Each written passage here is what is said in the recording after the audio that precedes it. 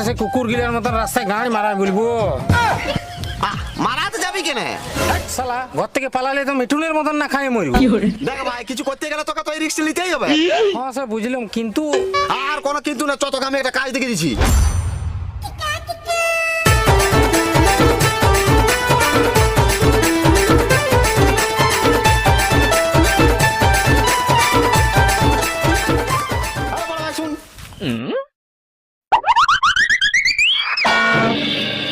বলছি বড় ভাই, তাহলে কাজ কেমন চলছে?